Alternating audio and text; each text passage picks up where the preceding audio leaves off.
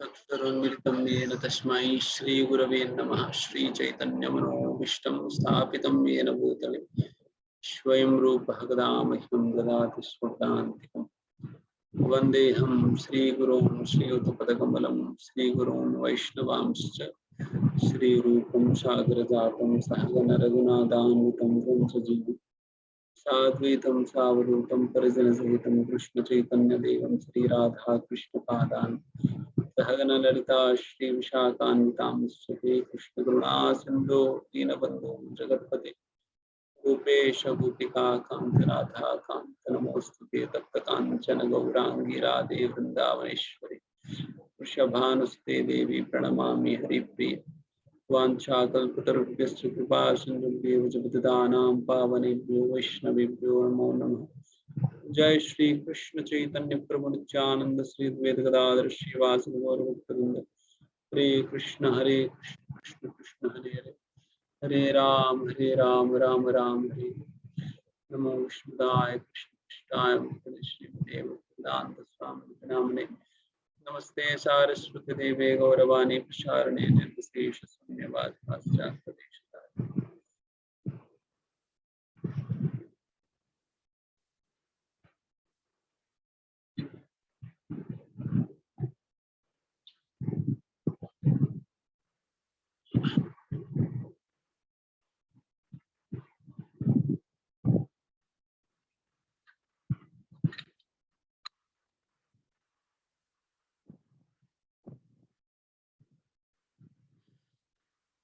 हरे कृष्ण। स्वागत है,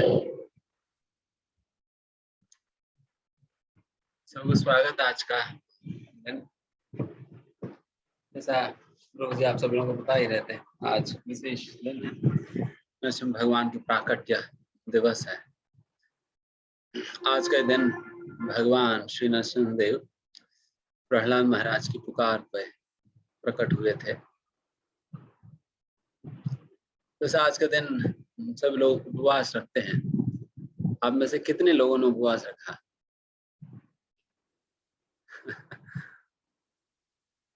यस, एक माता जी ने उपवास रखा।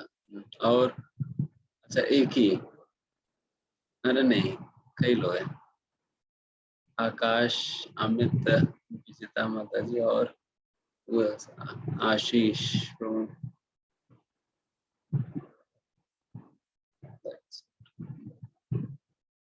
गुड। ये माता जी भी 4 लोग हैं। ठीक है, गुड। उपवास, भूखे पेट रहना मुश्किल है ना।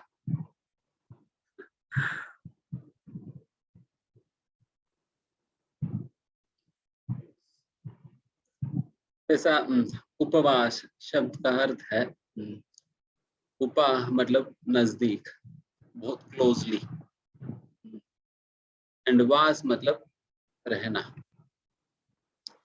इसलिए उपवास का अर्थ है बहुत नजदीकी में रहना। तो नजदीक में रहने का ये मतलब होता है कि किन की नजदीक में रहेंगे? भगवान के नजदीक में रहेंगे। बाकी सारे कार्य साइड करके भगवान के नजदीक में रहने का जो प्रयास है उसी को उपवास कहा जाता है। अगर मानो कोई कुछ खाया पिया नहीं बट ऐसा थक गए कि वो लेटे रहे बिस्तर पे, then ये क्या उपवास हुआ या नहीं हुआ? क्योंकि हम खाना नहीं खाने से और बाकी अन्य जो दैनिक कार्य नहीं करने से जो हम समय बचाते हैं, उस समय को हम भगवान की नजदीक में रहने के लिए हम उपयोग करते हैं। कैसे नजदीक में रहेंगे? भगवान के नाम कीर्तन करके या भगवान के विषय में कुछ श्रवण करके। ये सारा अलग अलग विधान है जिस प्रकार से आप भगवान के निकट में आप रह सकते हो। तो इसलिए उपवास का दिन लोग अपना खाना वाना कम करके वो भगवान के नजदीक में रहने का प्रयास करती है, इस प्रकार की कीर्तन पठन श्रवण इत्यादि कार्यों में भाग लेकर। इसी को उपवास कहा जाता है।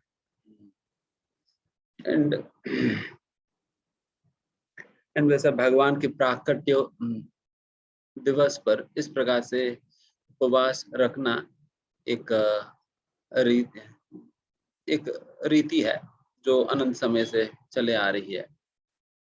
एंड ऐसा तिथियों के विषय में हमारा आचार्य इस प्रकार से कहते हैं, माधव तिथि भक्ति जननी जतन पालन कोरी। इस प्रकार की तिथियों को माधव तिथि कहा जाता है, माधव तिथि। और ऐसा माधव तिथि का पालन करने से क्या होता है, भक्ति जननी, एक व्यक्ति के हृदय में भक्ति जागृत होता है, भक्ति प्रकट होता है। माधव तिथि भक्ति जननी, इसलिए जतन पालन करो, इसलिए बहुत ही दृढ़ता पूर्वक आप इस प्रकार की तिथियों का आप पालन करो करके यहाँ पर आचार्य इस भजन के अंतर्गत बता रहे, माधव तिथि भक्ति जन जतन पालन करो। इसलिए जो भी भक्ति का ढंग से अभ्यास करना चाहते हैं उन्हें निश्चित रूप से इस प्रकार की तिथियों को वो पालन करनी चाहिए। उपवास रखने के साथ साथ फिर उन्हें इस प्रकार की भक्ति के संबंधित कार्यों में अपने आप को संलग्न करनी चाहिए, खास करके आज के दिन।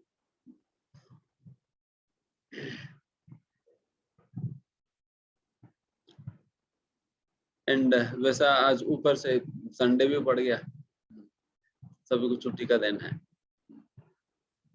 आराम से अपना समय मंदिर में अलग अलग प्रकार की सेवाओं में कीर्तन में समय दिया जा सकता है। एनीवेज ओके, तो आज का दिन वैसा नरसिंह चतुर्दशी के उपलक्ष्य में हम नरसिंह भगवान के विषय में ही कुछ बातें हम आपके साथ चर्चा करना चाहेंगे।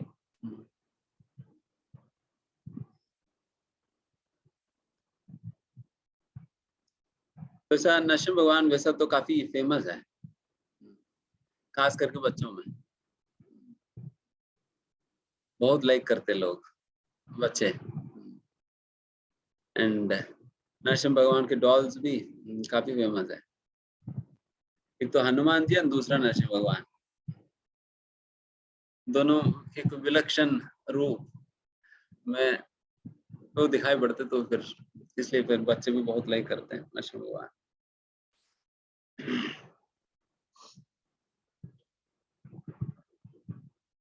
ठीक है, तो ये नरसिंह भगवान के विषय में इस प्रकार से है। वैसा कथा तो आप सभी लोग जानते होंगे, प्रहलाद महाराज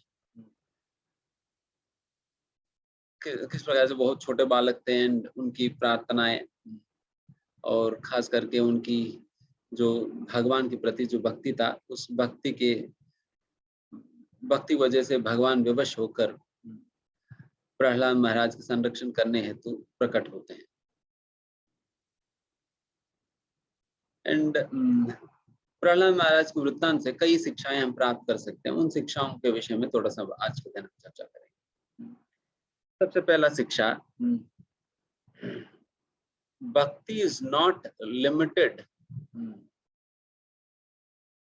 बाय एनी मटेरियलिस्टिक कंडीशंस। किसी भी प्रकार की भौतिक परिस्थितियों से भक्ति सीमित नहीं होता। जैसा कि ऐसा जरूरत नहीं कि एक व्यक्ति को बहुत बड़ा बनना है, समझदार बनना है, सारा दुनिया का अनुभव लेना है, फिर उसके बाद ही व्यक्ति भक्ति करेगा। अगर वही होते, यहाँ पर प्रहलाद महाराज कितना उम्र के थे, केवल 5 साल के थे। 5 साल के नन्हे मुन्ने से बालक जो है भक्ति कर रहे हैं, उनको कौन सा दुनिया की अनुभव है ना। कितना आसानी से, कितना सरलता से वो भक्ति कर रहे थे। इसलिए भक्ति के लिए कोई उम्र की सीमा नहीं है, बल्कि प्रहलाद महाराज यही कहते हैं कि कौमारम आचरित प्राज्ञो धर्मान भागवतानि। एक व्यक्ति भक्ति को अपना जीवन के अंतर्गत 5 साल की उम्र से ही स्वीकार कर लेनी चाहिए। कौमार अवस्था मतलब 5 साल की उम्र से शुरुआत होता है। 5 साल की उम्र से ही व्यक्ति को भक्ति करना शुरू कर देनी चाहिए। कई बार लोग इस प्रकार से पूछते हैं, अगर 20-25 साल के बाद भी अगर जब व्यक्ति भक्ति करने लगता है, देन फिर कई लोग उनसे इस प्रकार से पूछते हैं, अरे अभी से भक्ति करने की क्या जरूरत पड़ी है, माला वाले ये सारा क्या टांग कर घूम रहे हैं, इतना कुछ करने की जरूरत नहीं है, आप बूढ़े अभी क्या उम्र है तुम्हारी, थोड़ा सा बूढ़ा बनो, देन फिर उसके बाद कर सकते हो। अगर क्या प्रहलाद महाराज तब तक वेट किए थे बूढ़े बनने तक? नहीं, 5 साल की उम्र से उन्होंने शुरुआत कर दिया। अगर आप 25 साल की उम्र से भक्ति को स्वीकार कर रहे हैं, इसका मतलब आप ऑलरेडी लेट हो। कितना लेट है? 20 साल लेट हो। अगर और लेट करेंगे तो और लेट कहाँ जाएगी? इसलिए हम we are already late, so we should not neglect it at this point of time.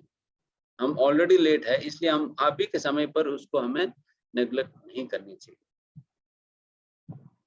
तो ये पहला शिक्षा है, हम प्रहलाद महाराज के वृत्तांत से पता चलता है। इसलिए भक्ति कोई सीमित नहीं है कोई उम्र से। एक छोटा बालक भी भक्ति करना शुरू कर सकता है, भक्ति करना शुरू कर सकता है। यही भक्ति की विशेषता है। बाकी योग पद्धति जैसा ज्ञान योग, कर्म योग, अष्टांग योग इत्यादि पद्धति तो कोई भी छोटा मोटा बच्चा तो कर नहीं पाएगा, क्योंकि उसके अंदर इतना इंट्रिकेसीज है, इतने चीजों को समझना होता है। व्यक्ति छोटा बच्चा तो कर नहीं पाएगा, समझ ही नहीं पाएगा। बट भक्ति योग एक ऐसा विशेष योग पद्धति है जो कि इन सारा भौतिक परिस्थितियों से बिल्कुल परे है। कोई भी बच्चा भी कर सकता है, बूढ़ा भी कर सकता है, युवक भी कर सकते हैं, सभी लोग कर सकते हैं, इसमें हर कोई व्यक्ति भाग ले सकता है। So it is that place wherein everybody has a space। सभी लोगों के लिए स्थान है भक्ति के अंतर्गत। जैसे श्रील प्रभुपाद जी कई बार कहा करते थे कि भक्ति तो कोई भी कर सकता है। देखो ये छोटा सा बच्चा जो है किस प्रकार से कीर्तन में भाग ले रहे हैं। छोड़, आपने कभी देखे होंगे कीर्तन के अंतर्गत छोटे छोटे बच्चे भी गाते हुए नाच रहे होते हैं सभी लोगों को देखकर, तो वो भी तो भाग ले ही रहे हैं ना फिर इसका मतलब। तो इस प्रकार से हर कोई व्यक्ति भक्ति में भाग ले सकता है, यही भक्ति का वैशिष्ट्य है। तो ये पहला शिक्षा हम प्रहलाद महाराज और नरसिंह भगवान की लीला से हम सीख सकते हैं। उसके उपरांत दूसरा ये भी है कि जब कोई अगर भक्ति करना चाहता है देन भगवान उनको कितने मतलब किस प्रकार से फैसिलिटेट करते हैं, सपोर्ट करते हैं, आप इस कहानी से देख सकते हैं। जैसा कि कयादु जो है वो हिरण्यकशिपु का पत्नी है। कयादु हिरण्यकशिपु की पत्नी है और हिरण्यकशिपु देवताओं के खिलाफ युद्ध करने का शक्ति प्राप्त करने के लिए वो तपस्या करने चले जाता है। एंड जिस समय हिरण्यकशिपु अपना राज छोड़कर तपस्या करने चले गए थे, राज के अंतर्गत केवल कयादु अकेले ही थी। उस समय देवी देवताओं ने सोचा कि हमें कयादु गर्भवती है, तो हिरण्यकशिपु इतना बड़ा असुर है, अगर ऐसा राक्षस के पुत्र भी तो राक्षस ही हो सकता है, इसलिए बेहतर है वो राक्षस जो कयादु की गर्भ में है वो प्रकट होने के पहले उन्हें मार दी जाए। तो इस प्रकार से एक योजना बनाकर फिर सभी लोग हिरण्यकशिपु की अनुपस्थिति में उस राज के ऊपर आक्रमण करने जाते हैं।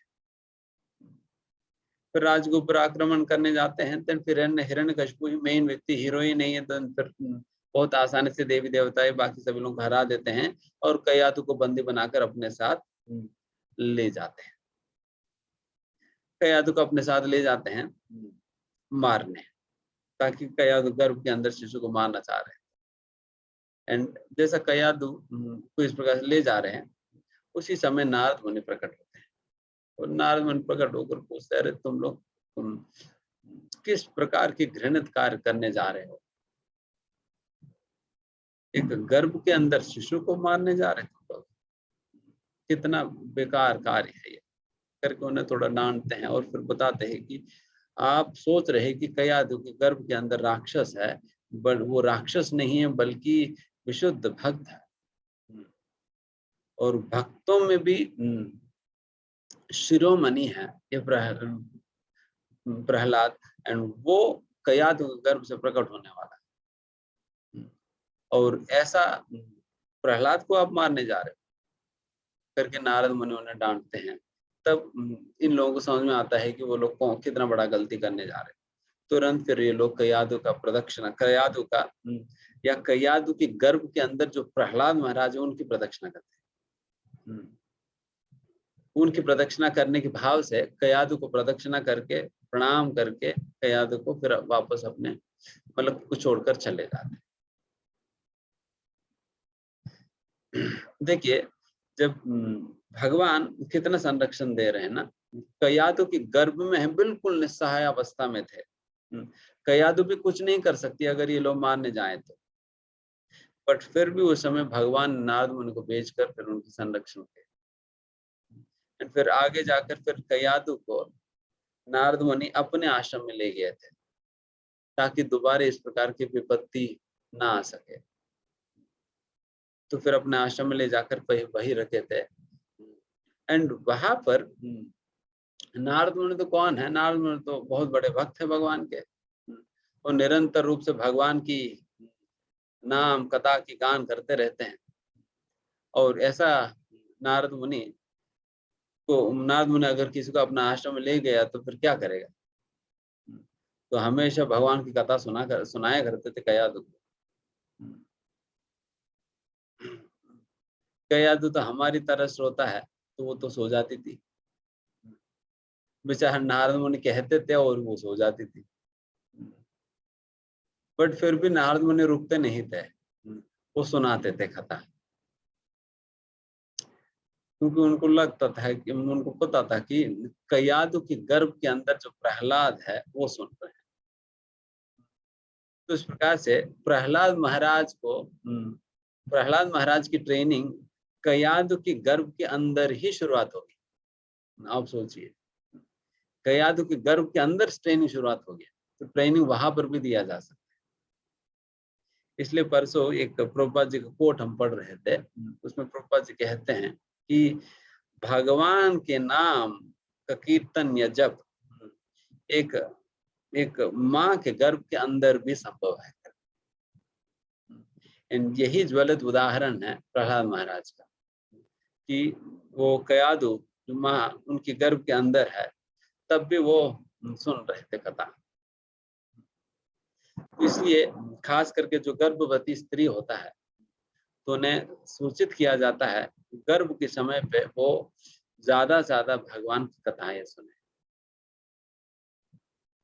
सुने, क्योंकि उससे जो गर्भ के अंदर जो शिशु है उनकी चेतना डेवलप होने लगती है, उस चेतना शुद्ध होने लगती है। तो इसलिए खास करके भगवान की बाल लीलाएं सुनने के लिए कहा जाता है गर्भवती स्त्री को। तो उस प्रकार से कयाधु भी सुन रही थी भगवान की कथाएं नारद मुनि के मुख से। तो इस प्रकार से प्रहलाद महाराज की दीक्षा तो गर्भ के अंदर ही हो गया। देखो, दीक्षा भी हो गया, ट्रेनिंग भी हो गया, कथा भी सुन लिया, सब कुछ वहां से ही शुरुआत होगी प्रहलाद महाराज की। इसलिए नो मटेरियल कंडीशन और situation can ever hamper one's progress in devotion service. कोई भी भौतिक परिस्थिति एक व्यक्ति का भक्तिमय प्रगति में बाधा नहीं डाल सकती है। यहाँ तक भी अगर कोई व्यक्ति गर्भ के अंदर भी क्यों ना हो, फिर भी उनकी प्रगति नहीं रुक सकता अगर वो व्यक्ति सिंसियर हो तो। अगर वो व्यक्ति सिंसियर हो तो उनकी प्रगति कभी नहीं रुक सकती। तो ये प्रहलाद महाराज को वृत्तांत एक बहुत बड़ा उदाहरण है, गलत उदाहरण है इसके लिए। एंड इस प्रकार से भगवान कितना सपोर्ट कर रहे हैं। उनकी जान के ऊपर खतरा आने पे भगवान उनकी संरक्षण करा।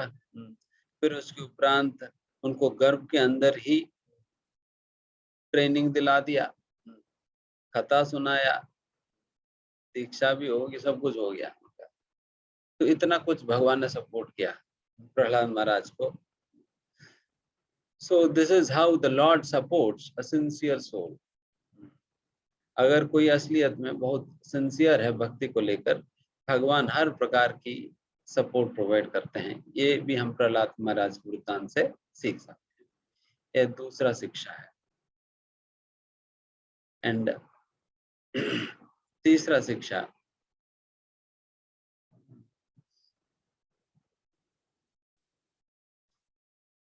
आप यहाँ पर देख सकते हो कि देवी देवताएं एक गर्भवती स्त्री को मारने आए थे।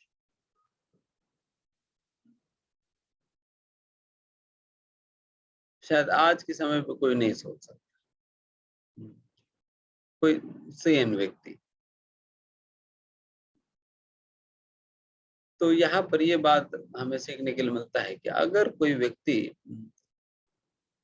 किसी भी चीज के प्रति अत्यंत आसक्त हो जाता है, उस चीज को बचाकर रखने के लिए वो किस प्रकार का भी घृणित कार्य करने के लिए तैयार हो जाता है। जैसा यहाँ पर देवी देवताएं किन से आसक्त है? अपने राज्य से, अपने राज्य से आसक्त है। इतने आसक्त थे कि वो लोग कयादु जो गर्भवती है, तो उन्हें भी मारने चले गए थे, केवल ताकि उनके राज्य के ऊपर आक्रमण ना हो सके, उनके राज्य उनसे छूट ना जाए, इस डर के कारण। केवल एक राज्य को बचाकर रखने के लिए कितना बड़ा पाप करने के लिए तैयार हो।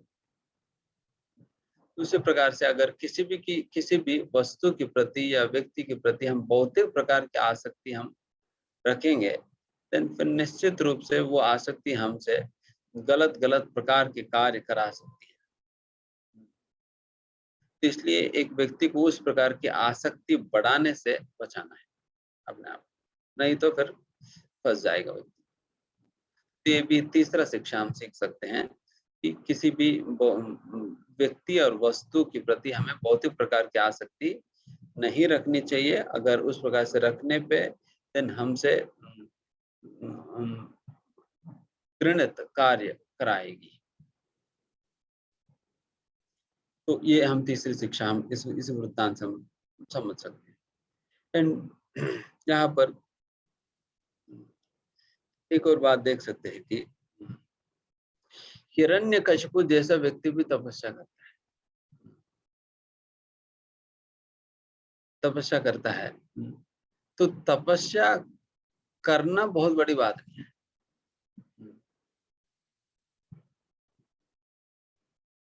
सबसे महत्वपूर्ण बात तपस्या नहीं है, बल्कि तपस्या का उद्देश्य है।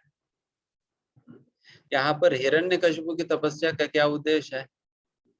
ऑल्दो बिल्कुल हमसे बढ़कर वो उपवास कर रहे हैं, देखिए हिरण्यकशिपु जैसे तपस्या तो हम में से कोई नहीं कर पाएगा। देखो वो ऐसा तपस्या करने लगे कि उनको शरीर का ध्यान ही नहीं रहा। उनके शरीर को सारा चींटियों ने खा लिया, चींटियों ने उनका पूरा का पूरा शरीर खा लिया, केवल हड्डी बच गई। और उनका प्राण भी इतना स्ट्रांग था, केवल हड्डियों में घूम रहा था उनका प्राण। तो उस प्रकार के हिरण्यकशिपु है, कुछ खा नहीं रहे थे, पी नहीं रहे थे, सांस तक भी नहीं ले रहे थे। तो उतना कठिन और तपस्या वो कर रहे थे।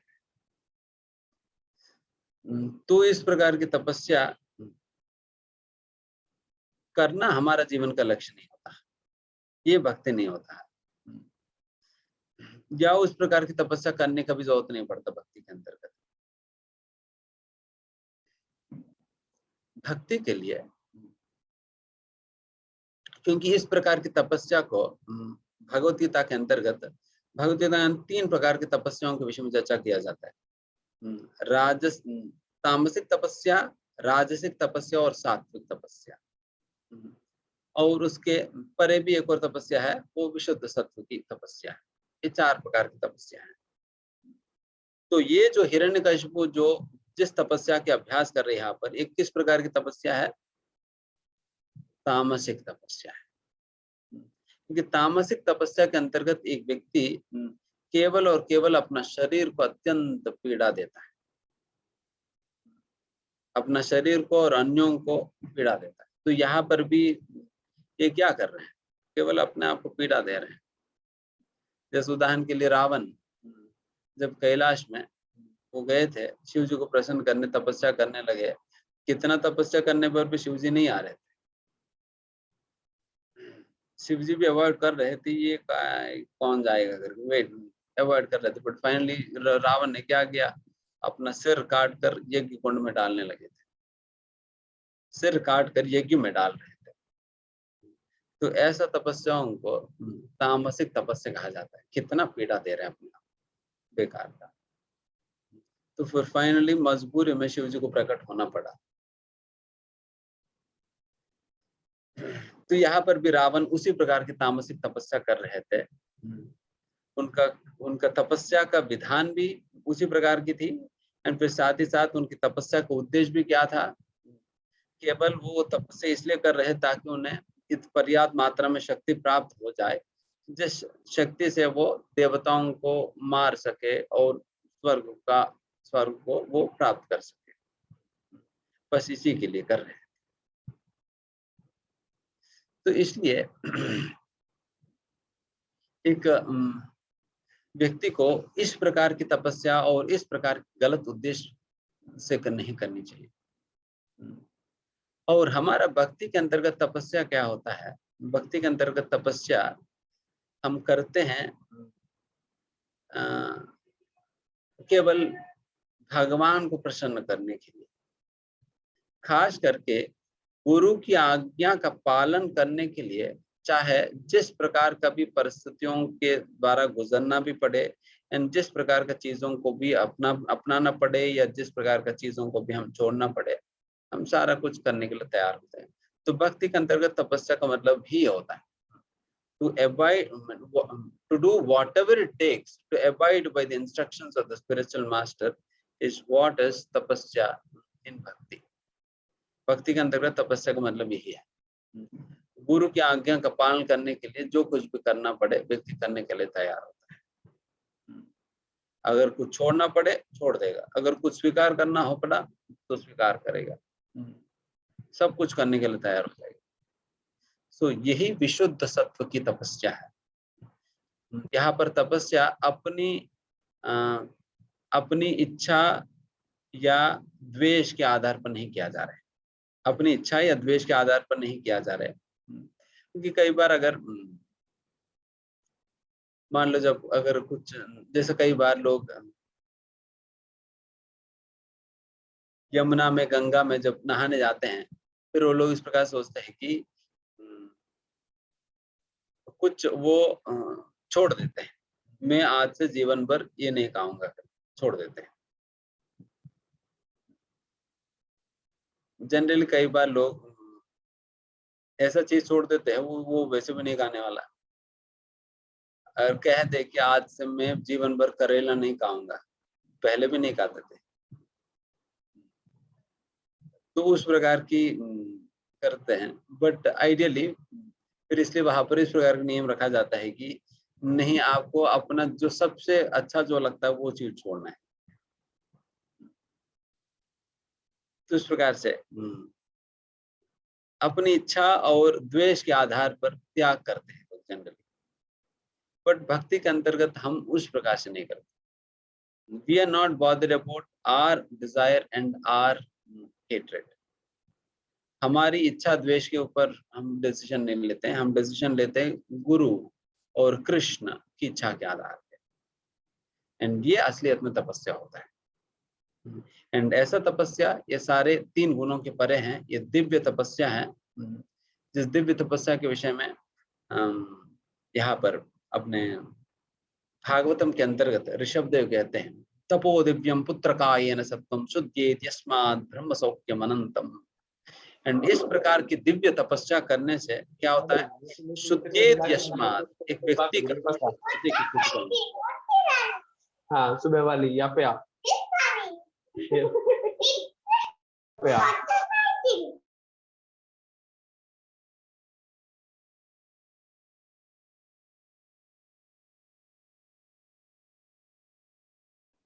यस,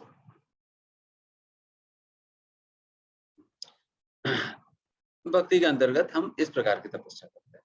तो ये तपस्या के विषय में ये बात हम समझ सकते हैं इस लीला के तौर पे। एंड फिर उसके आगे बढ़ेंगे तो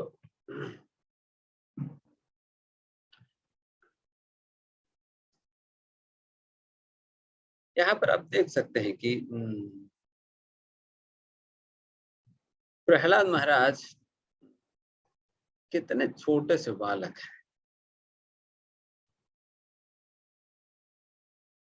जिन्हें बिल्कुल गोद में लेकर घुमा जा सकता है। तो प्रहलाद महाराज को आपने देखा होगा, छोटे से होता है। तो वैसा बालक भगवान को कैसे प्राप्त कर लिया, ये बहुत बड़ा विशेष है।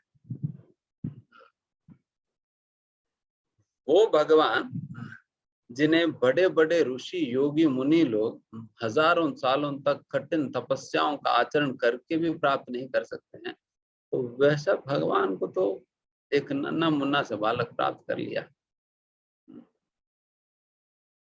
तो डेफिनेटली बहुत बड़ा विचित्र है, वंडर है, कैसे प्राप्त कर लिया इन्होंने इतना सरलता से, इतना आसानी से। And this is the beauty of devotional service. यही भक्ति का वैशिष्ट्य है कि the most impossible activities are made possible on the strength of devotion. भक्ति की शक्ति के आधार पे सबसे कठिन और असंभव चीज भी संभव हो जाता है। ये भक्ति की शक्ति है।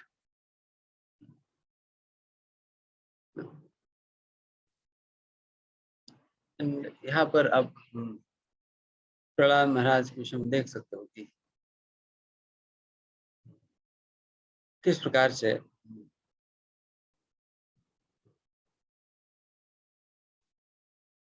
उनकी क्या सिंसियरिटी था भगवान की भक्ति के प्रति। and you can imagine the kind of loyalty he was exhibiting towards the Lord. किस प्रकार की लॉयल्टी एग्जिबिट कर रहे थे, बिकॉज जिस समय प्रहलाद महाराज इस प्रकार की भक्ति कर रहे थे ना, उस समय परिस्थितियां इस प्रकार से थी कि हिरण्यकशिपु ने तीनों लोकों के ऊपर आक्रमण कर लिया। प्रहलाद महाराज का जन्म भी बहुत विशेष है। आप देखो कि जब हिरण्यकशिपु गए थे, कयादु गर्भवती थी ना, कयादु गर्भवती थी हिरण्यकशिपु जब गए थे, और हिरण्यकशिपु जब वापस आए, एंड वापस आने के बाद ही तो प्रहलाद महाराज की सारा लीला शुरुआत हुई। एंड प्रहलाद महाराज किस उम्र के बालक है? 5 साल की उम्र के बालक के रूप में वर्णन है अभी। हिरण्यकशिपु कितने साल तपस्या किए होंगे? 1 साल, 2 साल, 3 साल, 4 साल, 5 साल, कितने साल? कई साल उन्होंने तपस्या किया। एंड जितने साल तक हिरण्यकशिपु ने तपस्या किया ना, उतने साल तक कयादु ने डिलीवरी नहीं की। वो अपना पेट के अंदर ही रखा बच्चा। तभी तो ये बात बनी है ना। हिरण्यकशिपु तपस्या करने के बाद वापस जब लौटे थे, तब कयादु ने डिलीवरी किया। तब तक पेट में ही रखा उन्होंने, पेट में ही रखा। उनको पता नहीं कौन क्या आक्रमण करेगा, क्या कर सकता है, इसलिए फिर उन्होंने उस प्रकार से किया। हिरण्यकशिपु आने के बाद उन्होंने डिलीवर किया। देन फिर तभी हम प्रहलाद महाराज की 5 साल की उम्र के लीलाएं हम सुनते हैं। और वैसा प्रहलाद महाराज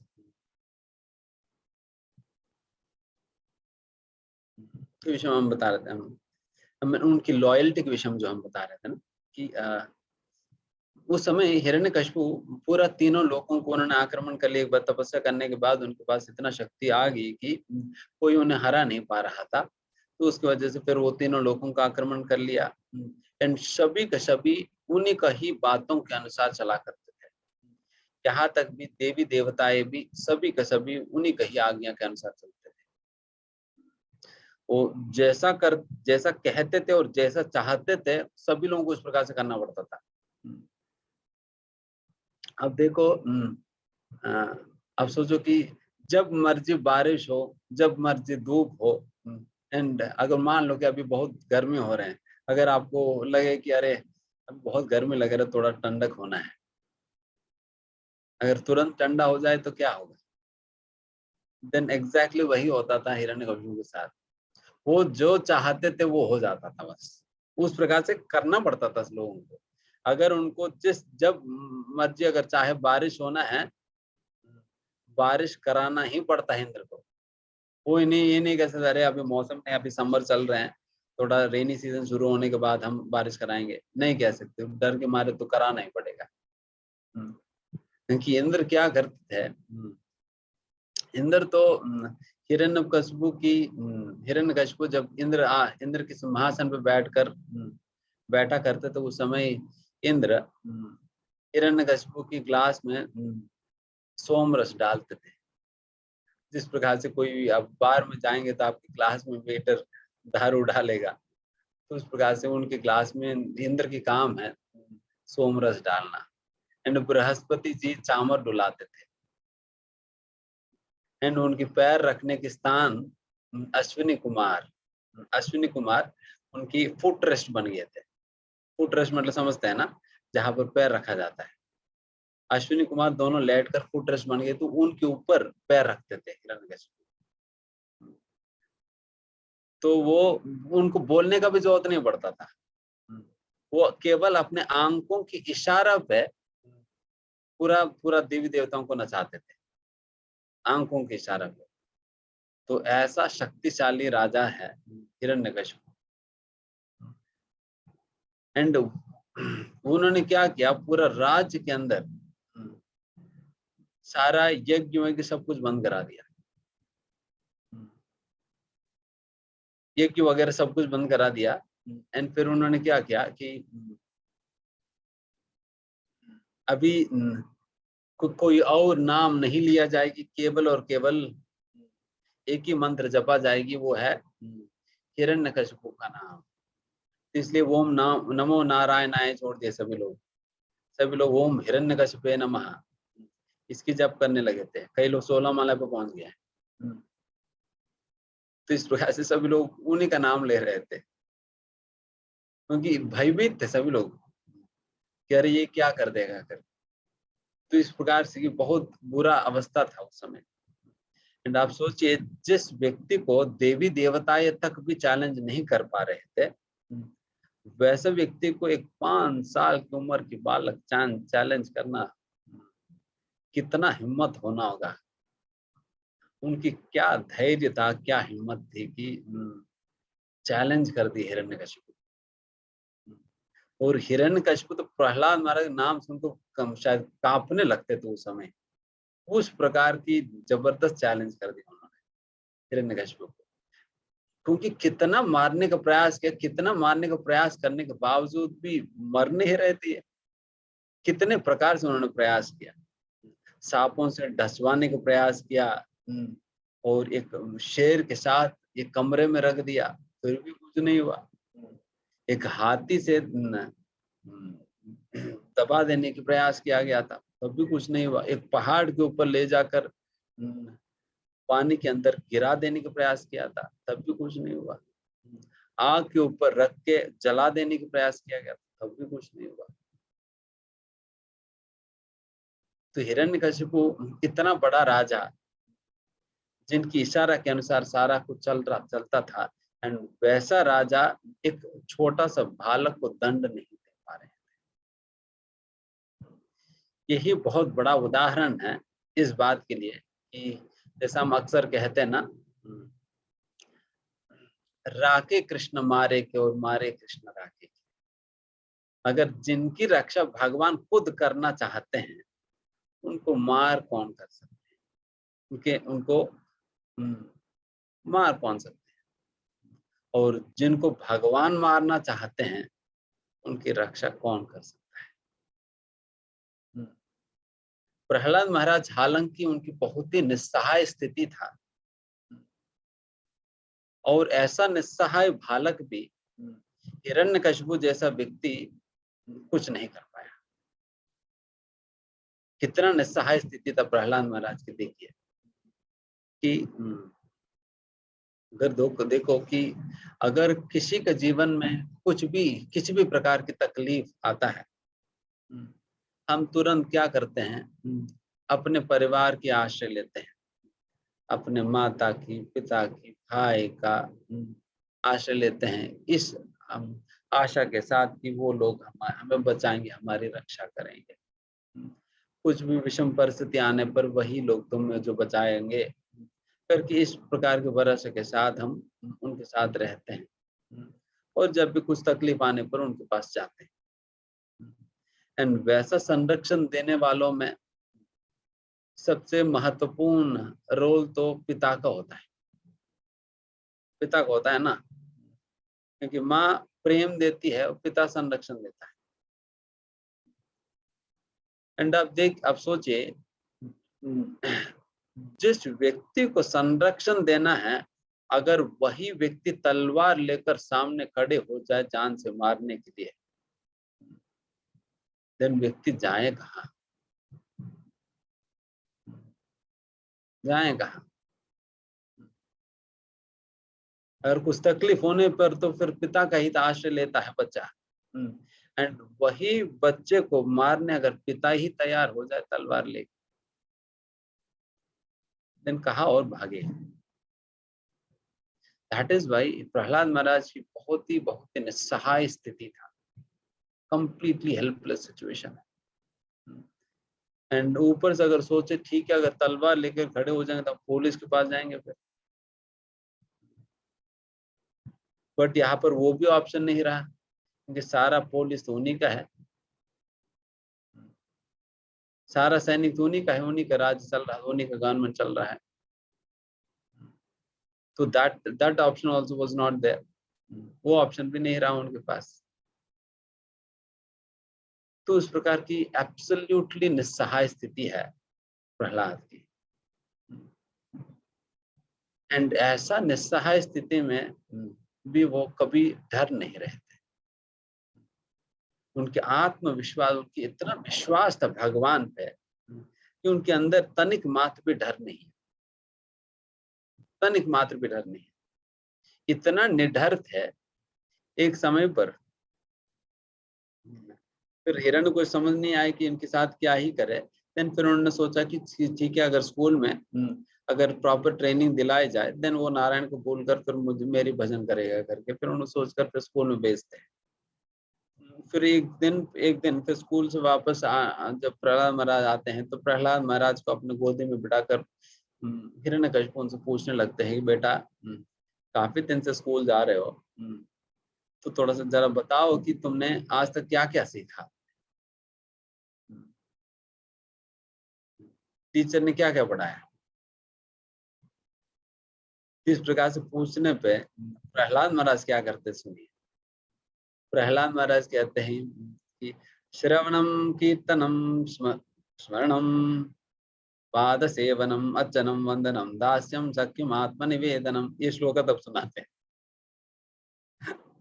आप सोचो वो और कितना छिड़ गए होंगे, वो विष्णु का नाम सुनकर ही चिढ़ जाते थे, और उनकी भक्ति करना तो ऊपर से ऊपर तो और छिड़ जाते हैं। एंड अभी यहाँ पर जब पूछा गया है तुमने क्या सीखा, और बोल रहे निडर होकर श्रवणम कीर्तन विष्णु स्मरणम करके, तो इसलिए उस समय खूब चिढ़ गए थे, देन फिर तुरंत वो सन अमर को बुलाए, खूब डांटा उन्हें, तुम लोग क्या सिखा रहे हैं, मैंने क्या कहा और को क्या सिखा रहे तुम लोग, फिर वो खूब डांटते थे। तो इतना निडर थे Prahlad, never ever fearful, because भक्तों के जीवन में डरने का कोई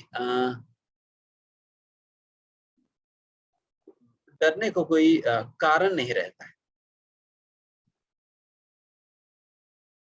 There is no reason to fear in a devotee's life.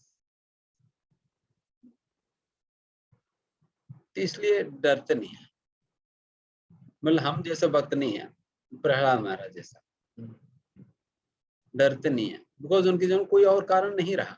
देखिए डर किस बात की होती है किसी के जीवन में,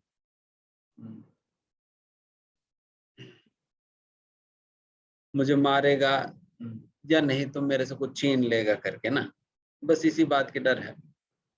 तो शुद्ध भक्त तो बिल्कुल कन्विंस्ड है मैं शरीर नहीं हूं आत्मा करके, इसलिए उनको हानि पहुंचाने का कोई डर ही नहीं होता।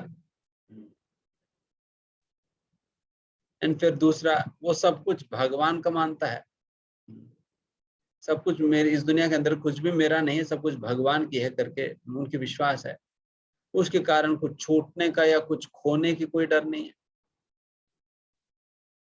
इसलिए एक भक्त के जीवन में कोई डर नहीं होता, because he is completely fixed up in devotion. भक्ति में बिल्कुल फिक्स्ड अप होने के कारण फिर कोई डर नहीं होता।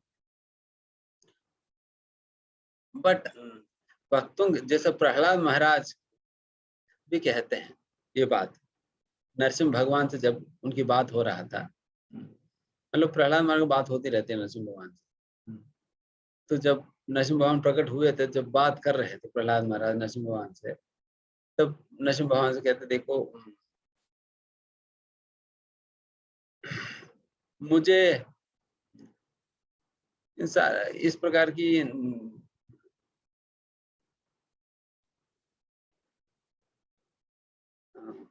तो मतलब एक बात कहते हैं कि मतलब उनको किस बात से डर है और किस बात से डर नहीं है।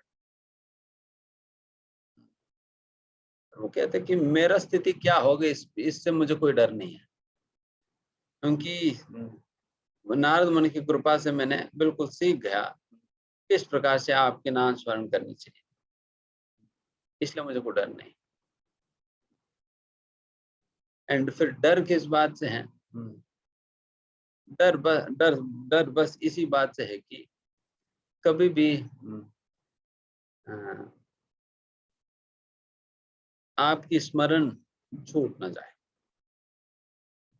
उसी प्रकार श्रील प्रभुपाद जी एक समय पर इस प्रकार से कहते हैं, I have only one complaint with my devotees.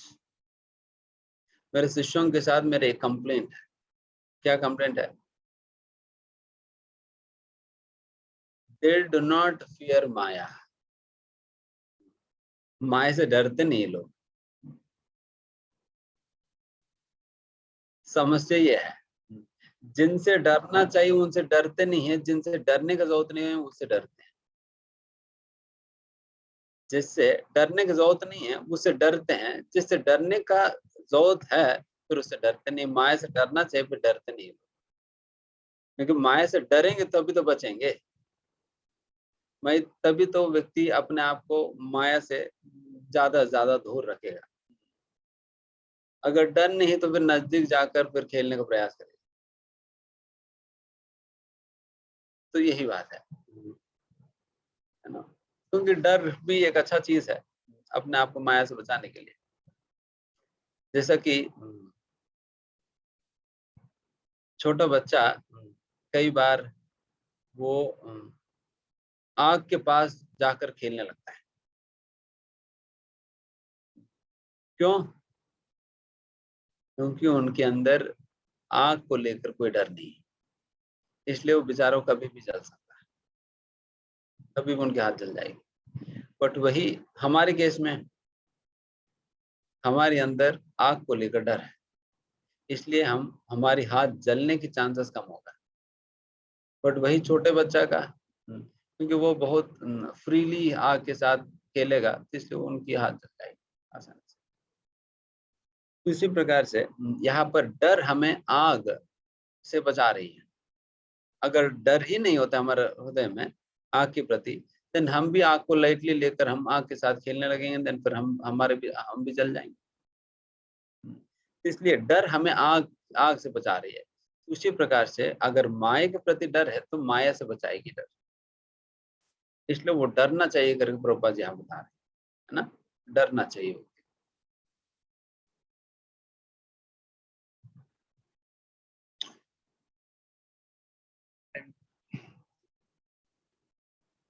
किससे डरने की जरूरत नहीं है।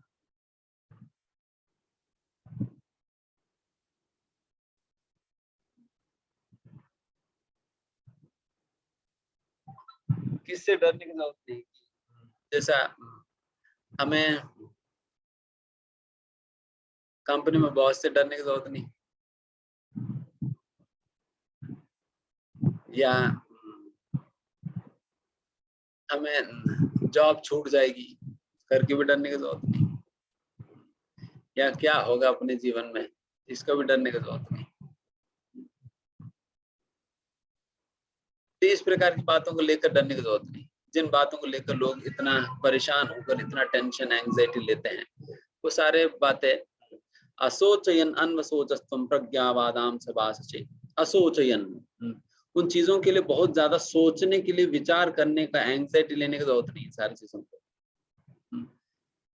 बिकॉज वो तो वैसे भी हमारे कर्म के अनुसार जैसा होना है वैसा होगी। एंड अगर ऊपर से अगर हमारा भक्ति के लिए कुछ खतरा है उन चीजों के अंदर, देन फिर भगवान है रक्षा करने। जिस प्रकार से प्रहलाद महाराज की रक्षा करने भगवान आए थे, तो हमारे भी रक्षा करने भगवान है। तभी तो हम गाते हैं इतो नरसिम्हा परतो नरसिम्हा यतो यामि ततो नरसिम्हा बाहिर नरसिम्हा हृदय नरसिम्हा नरसिम्हमादिम शरणम प्रपद्ये। हर जगह भगवान है, हर जगह भगवान है। तो आपकी बॉस के ऑफिस में भी भगवान है, इसलिए डरने की जरूरत नहीं, हर जगह भगवान है। तो भगवान तो आपके पार्टी है ही, तो भगवान आपकी रक्षा करेंगे। तो इसलिए फिर उन सारी चीजों को लेकर हम चिंता करने की जरूरत नहीं। तो यहाँ पर इतना पीड़ा देने के बावजूद भी आप देख सकते हैं कि प्रहलाद महाराज was completely loyal to Narasimha, भगवान के प्रति completely loyal थे। कई बार लोगों के जीवन में अगर 2-3 पिटाई होती है, फिर तुरंत माला माला छोड़ देते हैं। रोजी थोड़ा सा प्रॉब्लम आ रहे तो फिर हम छोड़ देंगे, अगर छोड़ देते हैं। बट प्रहलाद महाराज की कितना पिटाई हुआ, बट प्रहलाद महाराज तो कभी सोच छोड़ा ही नहीं, कभी छोड़ा नहीं। तो मतलब उस प्रकार की दृढ़ विश्वास था प्रहलाद महाराज को भगवान नरसिम्हा के ऊपर की, इसलिए इसी को कहते हैं रक्षिष्यति इति विश्वासो, absolute faith that the Lord is going to protect him in all conditions। हर परिस्थिति में भगवान मेरी रक्षा करेंगे करके इस प्रकार के विश्वास है उनका भगवान पे। इसलिए हमें उस प्रकार के विश्वास हमें भी रखना चाहिए। कम से कम विश्वास नहीं भी है, हमें प्रहलाद महाराज से आज का दिन हमें प्रार्थना करनी चाहिए। प्रहलाद महाराज जिस प्रकार की श्रद्धा, अटूट श्रद्धा और अटूट विश्वास आपके भगवान के ऊपर है, और भगवान की रक्षा पे आपकी जो विश्वास है, उसी प्रकार का विश्वास हमें भी दीजिए, जिससे हम भी भगवान के ऊपर इस प्रकार की विश्वास रख सके और भगवान के आश्रय में हमेशा रह सके। तो इस प्रकार की प्रार्थना आज का दिन हम भगवान से प्रहलाद महाराज कह सकते हैं, एंड ये भी शिक्षा हम प्राप्त कर सकते हैं। एंड आखिर में जब प्रहलाद महाराज, जब हर प्रकार से प्रयास करने के बाद हिरण्यकशिपु फेल हो जाते हैं, उन्हें मार नहीं पाते। अब देखिए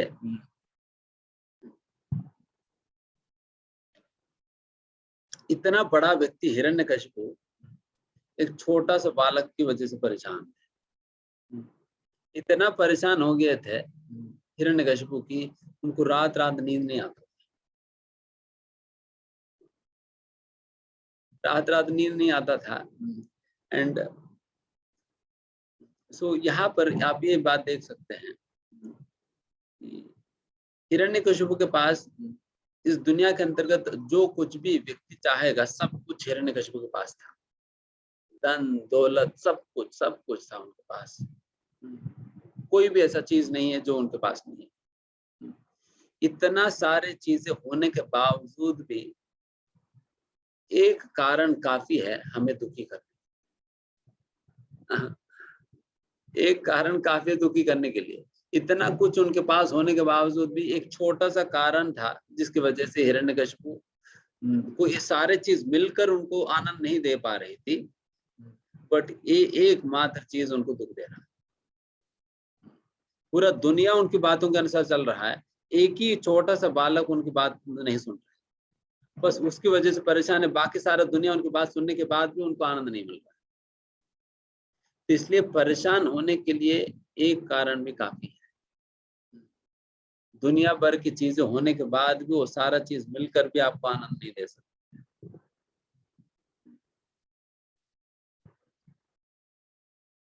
है ना।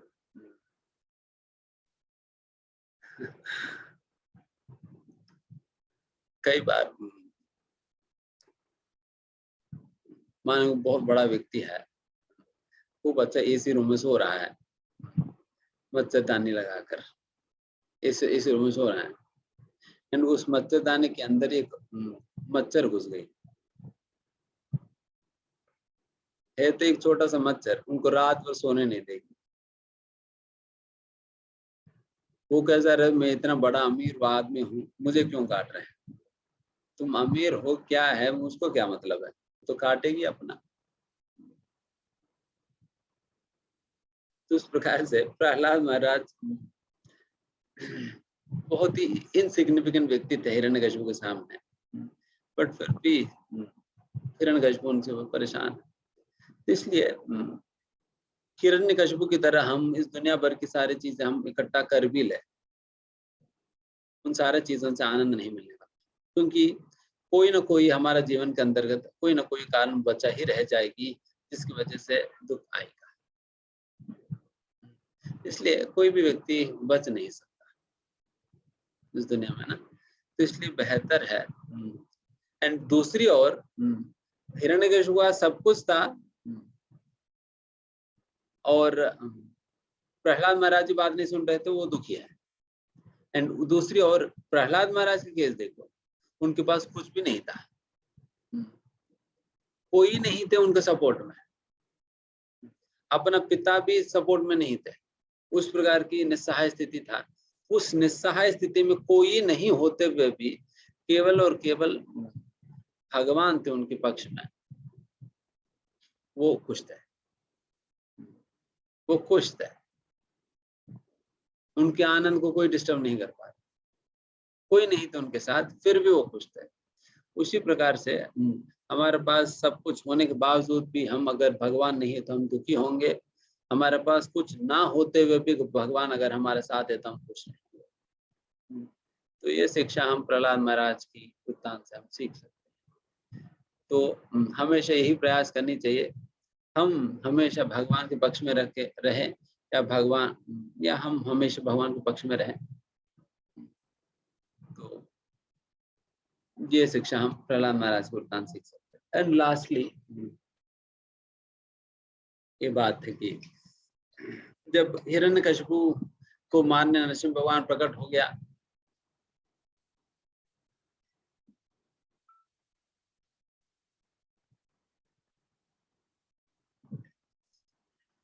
प्रकट होने के बाद नरसिंह भगवान हिरण्यकशिपु की ओपन हार्ट सर्जरी किए थे। ओपन हार्ट सर्जरी किया, बट इस बात की अंतर है एनेस्थीसिया दिया नहीं, भूल गए थे। एनेस्थीसिया दिए बिना ओपन हार्ट सर्जरी कर दिया। एंड एपरेटिस क्या है? उनके नाखून है, उनके नाखूनों से सारा फाड़ दिया और फिर पूरा ओपन हार्ट सर्जरी कर दिया। एंड सर्जरी में फिर फाइनली क्या निकाला? सारे इंटेस्टाइन्स को बाहर निकाल दिया, पूरा पेट खाली कर दिया। सारे इंटेस्टाइन को बाहर निकाल कर कोई माला वाला पहना नहीं रहे थे नरसिंह भगवान, क्योंकि सभी लोग डर रहे थे माला पहनाने जाए तो खा गया तो फिर क्या करेंगे, तो कोई जा नहीं रहे थे नरसिंह भगवान के पास, सभी डर रहे थे कि क्या हो जाए। यहाँ तक भी ब्रह्मा जी डर जा रहे थे, शिव जी डर जा रहे थे, सभी लोग एक दूसरे को ढकेल रहे थे, तुम जाओ तुम जाओ तुम जाओ, बट कोई नहीं जा रहे थे। तो फिर फाइनली शिव जी और ब्रह्मा जी सभी देवताएं मिलकर लक्ष्मी जी के पास गए थे, देखिए तुम्हारी ही पति है तो तुम ही संभालो जाकर। लक्ष्मी जी कहते अरे ऐसा पति को मैंने, ऐसा पति के साथ में तो मैंने शादी नहीं की, मेरा पति तो कभी इस प्रकार के रूप में तो इतना क्रोध में तो कभी मैंने देखा नहीं। ठीक है हमारा आपस में झगड़ा वगैरह होता रहता है, बट इतना भी तो नहीं, इतना गुस्सा तो कभी नहीं देखा मैंने। तो इसलिए लक्ष्मी जी भी नजदीक नहीं आ रहे थे, सभी ऊपर ऊपर से ही प्रार्थना कर रहे थे, नीचे नहीं आ रहे थे। वहीं से ही जो भी फूल वूल डालना वहीं से डाल रहे थे, प्रार्थना भी वहीं से कर रहे थे, दर्शन भी वहीं से कर रहे थे, नीचे नहीं आ रहे थे। तो फिर नरसिंह भगवान शांत कैसे होंगे? कोई ना कोई जाकर तो शांत करना होगा, फिर क्या करें। इन सब लोग जाकर प्रहलाद महाराज से रिक्वेस्ट कर, देखिए आपने तो बुलाया तो फिर आप ही जाकर थोड़ा शांत करिए, नहीं तो वो पूरा ब्रह्मांड खत्म कर देंगे, तब जाओ। इस प्रकार से प्रहलाद महाराज कहने, प्रहलाद महाराज फिर जाते हैं एक माला लेकर। आपने कई नरसिंह भगवान के चित्र में देखे होंगे, प्रहलाद महाराज एक फूल की माला लेते हुए नरसिंह भगवान की ओर जा रहे होते हैं। एंड वो इसी दृश्य है, यही दृश्य जो भागवत में बताए, तो उस प्रकार की माला लेकर नरसिंह भगवान के पास जाते हैं। एंड प्रहलाद महाराज को उस समय नरसिंह भगवान देखते हैं, एंड नरसिंह भगवान प्रहलाद महाराज को देखते ही वो शांत हो जाते हैं। Simply by looking at the pleasant face of Prahlad Maharaj की रूप को देखकर ही नरसिंह भगवान ठंडा हो जाते हैं। एंड फिर उसके उपरांत नरसिंह भगवान प्रहलाद महाराज को अपना गोदी में बिठाते हैं। नरसिंह भगवान की गोदी में प्रहलाद, तो प्रहलाद महाराज को नरसिंह भगवान अपने गोदी में उठाते हैं। एंड फिर नरसिंह भगवान प्रहलाद महाराज को चाटने लगते हैं। इस प्रकार से कभी आपने देखा होगा कि बछड़े को गाय चाटती, चाटने के द्वारा बछड़े का प्रति उनकी प्रेम व्यक्त करती है एक गाय। उसी प्रकार से नरसिंह भगवान भी प्रहलाद महाराज के प्रति अपना प्रेम को व्यक्त कर रहे हैं प्रहलाद महाराज को चाट कर। ये बहुत अद्भुत दृश्य है जो शास्त्रों में बताया जाता है, तो उस प्रकार से चाटते हैं। तो प्रहलाद महाराज को कोई भय नहीं था नरसिंह भगवान को देखकर। क्यों नहीं था? क्योंकि देखिए एक शेर को देखकर एक कोई भी और अन्य जानवर डरता है, शेर को देखकर कोई भी अन्य जानवर डरता है, बट एक शेर की बच्चा, उनको कोई डर नहीं होता, उसी शेर के पास जाकर खेलने लगते हैं।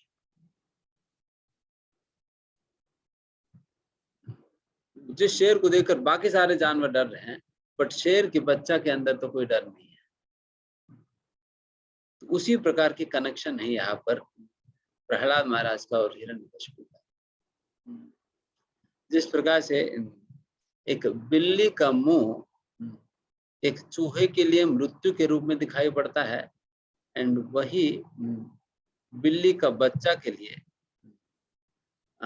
संरक्षण प्रदान करने वाला माँ की तरह दिखाई पड़ता है। क्योंकि बिल्ली तो एक बच्चे को कहा कैसे पकड़ती है, मुंह से पकड़ती है, मुंह में पकड़ती है, एंड जिस मुंह से चूहे को खा जाती है उसी मुंह से बिल्ली को रक्षा देती है। इसलिए बिल्ली के बच्चा के लिए तो रक्षा की तरह दिखाई पड़ता है, एंड वही मुंह चूहे के लिए मृत्यु के बराबर दिखाई पड़ता है। तो यही अंतर है। इसलिए प्रहलाद महाराज नरसिंह भगवान को देखकर डर नहीं रहते, बल्कि उनको नरसिंह भगवान की गोदी में संरक्षण की अनुभूति हो रहा था, प्रेम की अनुभूति हो रहा था, वात्सल्य प्राप्त कर रहे हैं। तो इस प्रकार से ये अद्भुत लीला है नरसिंह भगवान की, प्रहलाद महाराज की। इससे हम अनेकों अनेकों और भी शिक्षाएं हम सीख सकते हैं। तो आप लोग कभी मौका मिला तो आप लोग ये नरसिंह भगवान की लीला पढ़िए। आज पूरा दिन इसके स्मरण कर सकते हैं, प्रहलाद महाराज से प्रार्थना कर सकते हैं। नरसिंह भगवान को वैसा भक्ति विघ्न विनाश कहते हैं। भक्ति के अंतर्गत अगर कोई विघ्न या कोई कष्ट या कोई तकलीफ या बाधा आता है, उन बाधाओं को दूर करने के लिए नरसिंह भगवान से प्रार्थना किया जा सकता है। तो इसलिए आज का दिन सभी लोग नरसिंह भगवान से प्रार्थना करिए, ताकि हम आपकी भक्ति, हमारी भक्ति के अंतर्गत जितने भी बाधाएं हैं वो सारा बाधाएं नरसिंह भगवान खत्म करते हैं। तो आज हम सोच रहे थे कि तो भक्ति के अंतर्गत बाधा ही क्या है, क्या बाधा बनता है। फिर तब हमें ये बात ध्यान आई कि भक्ति के अंतर्गत एक ही महत्वपूर्ण बाधा है, वो है भगवान को प्रसन्न करने के अलावा बाकी सारे भौतिक इच्छाएं। भगवान को प्रसन्न करने के सिवा कोई और अन्य इच्छा, वो वही भक्ति के अंतर्गत बहुत बड़ा बाधा है। इसलिए अगर नरसिंह भगवान से अगर प्रार्थना करे तो यही प्रार्थना करनी चाहिए कि नरसिंह भगवान, हमारे भक्ति के अंतर्गत हमारा जो भौतिक इच्छाएं ही बहुत बड़े बाधाएं हैं। इसलिए हम आपसे यही प्रार्थना करते हैं कि हमारे हृदय में जितने भी भौतिक इच्छाएं, इन सारे इच्छाओं को खत्म कर दीजिए, और हमारे हृदय में एकमात्र यही इच्छा बचे कि गुरु, कृष्ण और वैष्णव को प्रसन्न करने की इच्छा। उसके अलावा बाकी सारी इच्छाएं समाप्त कर, खत्म कर दीजिए। तो इस प्रकार की प्रार्थना आज का दिन हम नरसिंह भगवान से कर सकते हैं। फिर यहाँ पर समाप्त करते हैं। किसी कोई प्रश्न है? एक आध प्रश्न यहाँ पर पूछा गया।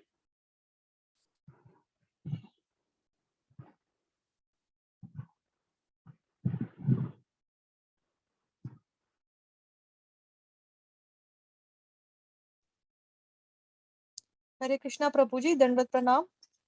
ये जो मंत्र है ना, उग्र वीरम महाविष्णु ज्वलतम सर्वतोमुखम, इसका जो जब हम अनुवाद पढ़ते हैं तो वहां आता है कि तुम मृत्यु के भी यम हो। तो मृत्यु या मृत्यु के भी यम का मतलब क्या है प्रभु जी? इसे थोड़ा एक्सप्लेन करें प्लीज।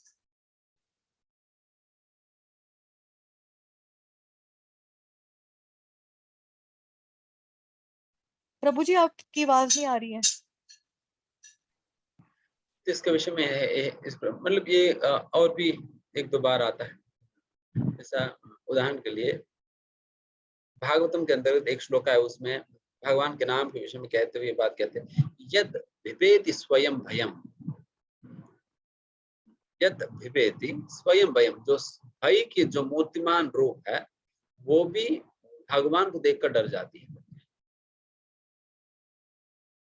भय का मूर्तिमान रूप भी भगवान को देखकर डर जाएगी। तो इस प्रकार से यहाँ पर भी जब मृत्यु के भी यम है, यम का मतलब यहाँ पर यह होता है कि मृत्यु को भी जो नियंत्रण कर सकते हैं, मृत्यु को भी जो नियंत्रण कर सकते हैं, मृत्यु भी जिनका नियंत्रण में है। सभी लोग मृत्यु का सबऑर्डिनेट है। जब मृत्यु आएगी कोई मना नहीं कर सकते, ये नहीं कह सकते मैं कल आता हूँ, आज चले जाओ, मैं थोड़ा सा बिजी हूँ, नहीं कह सकते। जब आएगी फिर जाना ही पड़ेगा। तो मृत्यु को कोई टाल नहीं सकते, मृत्यु किसी के कंट्रोल में नहीं है। बट भगवान एक ऐसा व्यक्ति है जिनकी निर्देशन में, जिनकी आज्ञा के अनुसार मृत्यु चलेगा। इसलिए यहाँ पर इस प्रकार से कहा है ना, इवन मृत्यु, even death is under the control of supreme Lord.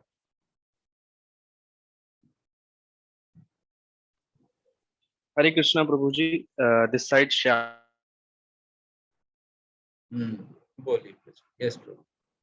Shyam, first of all I would like आपकी ये जी मैं आपकी ये दूसरी या तीसरी सेशन अटेंड कर रहा हूँ एंड मैं चाहता हूँ कि जितने भी आपके सेशन होते रहे मैं अटेंड करता रहूँ। मेरा ये क्वेश्चन है एक्चुअली कि जैसे भगवान ने बहुत सारे रूप धारण किए, बहुत सारे अवतार लिए, नरसिंह उसमें से एक बहुत ही मतलब विकराल, एक तरीके का बहुत ही डेंजरस अवतार था, मतलब बहुत लोग देख के उसको डर गए थे। तो जैसे अगर मैं अपनी यहाँ पे बात करूँ तो मुझे जो उनका लाइक श्री कृष्ण रूप है, श्याम सुंदर रूप जो उनका है, मुझे वो अच्छा लगता है, राइट। तो मतलब अगर मैं उन्हीं का स्मरण करूं हमेशा, सिर्फ उन्हीं की सेवा, उन्हीं की पूजा के बारे में सोचूं, तो इसमें कुछ गलत है क्या? नहीं नहीं, वैसा कोई गलत तो नहीं है, गलत तो नहीं है। बिकॉज सभी का एक कनेक्शन फील करते हैं लोग। कोई कृष्ण के साथ कनेक्शन फील करेंगे, कोई राम जी के साथ कनेक्शन फील करेंगे। उसी प्रकार से कई लोग हैं जो नरसिंह भगवान के साथ कनेक्शन फील करते हैं। जैसा मैंने कहा, जैसा आप एंड बट कनेक्शन तो फील कर सकते हैं, but at the same time you should understand the philosophy and the tattva truth behind Narasimha भगवान। वो तो जानना चाहिए, वो तो जानना चाहिए किस प्रकार से नरसिंह भगवान भी एक विशेष अवतार है भगवान का, एंड फिर नरसिंह भगवान की क्या योगदान हमारे भक्ति के अंतर्गत क्या है, सारी बातों को तो जानना चाहिए। But at the same time there is no wrong in being attracted by Lord Krishna's form या Lord Ram's form. There is no problem with it. Absolutely कर सकते हैं। एंड कई लोग हैं जो नरसिंह भगवान के प्रति आकर्षित है, नरसिंह भगवान के प्रति आकर्षित है। जैसे मैंने कहा कि अगर हम एक मनुष्य की दृष्टि से देखेंगे तो मनुष्य आकर्षित लगेंगे, एंड वही शेर की दृष्टि से देखा जाए देन शेर आकर्षणीय लगेगी। दूसरी प्रकार से कई लोग हैं, अगर उनकी दृष्टि से देखा जाए देन नरसिंह भगवान आकर्षित लगेंगे, है ना। So it is all about it. So it is not a dangerous form, definitely ferocious form.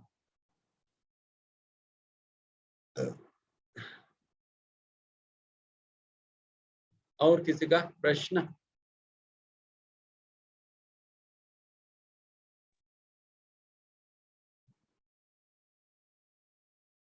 Okay, बहुत बहुत धन्यवाद। हरे कृष्णा। वेदांत चेतन प्रभु, धन्यवाद, प्रणाम। Oh, thank you so much. happy to see you Very here. nice. Very nice class, Prabhuji. Thank you so much. Just wanted to know, Narad Muni had so many disciples, so many shishyas Narad Muni had.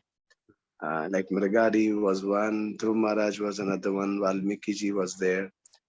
Why is it that Prahlad Maharaj is so glorious? Like, what is the reason that Prahlad Maharaj really was amongst most glorious, and Mahaprabhu heard his pastimes so many times? And one thing that comes to my one thing that I understand from all of this is the compassion that Prahlad Maharaj has for the conditioned souls.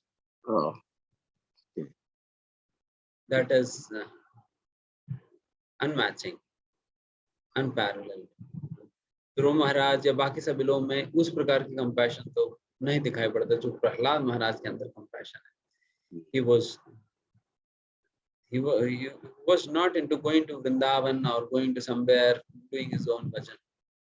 he was always into preaching mood. He was always into preaching and trying to save them. Yes. So this is the compassion in the heart of a devotee that actually attracts the mercy and attention of the Lord. And this is how he has become so dear to the Lord, Prahlad Maharaj, because of that compassionate mood. Thank you. So And nice. so is Prabhupada. Yeah. And you can see the connection. Prabhupada was so much attracted to Prahlad Maharaj that he was always talking about Prahlad Maharaj and his pastimes. Yes, You can see sure. the quality of Prahlad Maharaj and Prabhupada totally. Yeah. Yes. Thank you. Thank you so much. Hare Krishna. तो हमारी आशा है कि आप सभी लोग जप कर रहे हैं। आप में से कितने लोग जप कर रहे हैं? कर रहा हूँ प्रभु जी। हाथ उठाइए। Electronic hand.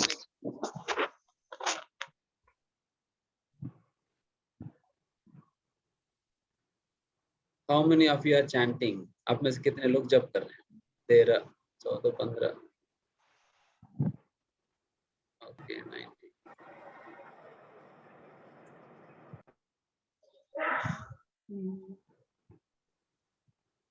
Okay.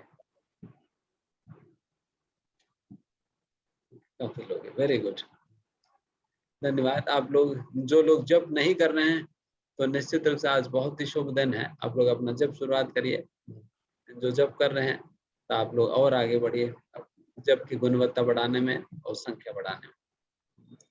ठीक है, हम पुनः कभी मिलेंगे। आपकी संगति के लिए बहुत बहुत धन्यवाद। हरे कृष्णा। हरे कृष्ण। श्रील प्रभुपाद की जय। हिज ग्रेस वेदांत चेतन प्रभु जी की जय।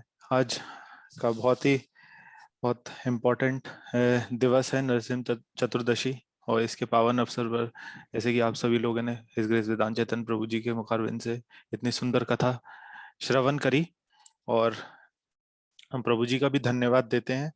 और आज की कथा के माध्यम से कुछ जिस प्रकार से प्रभु जी ने बताया कुछ टीचिंग्स हैं, तो हम इसको जरा कुछ क्विक समराइज कर देते हैं। जैसे कि प्रभु जी ने बताया कि भगवान हर प्रकार की अपोजिट सर्कमस्टेंस में भी, विपरीत परिस्थितियों में भी अपने भक्त का ख्याल रखते हैं, है ना, जैसे कि प्रभु जी ने बताया।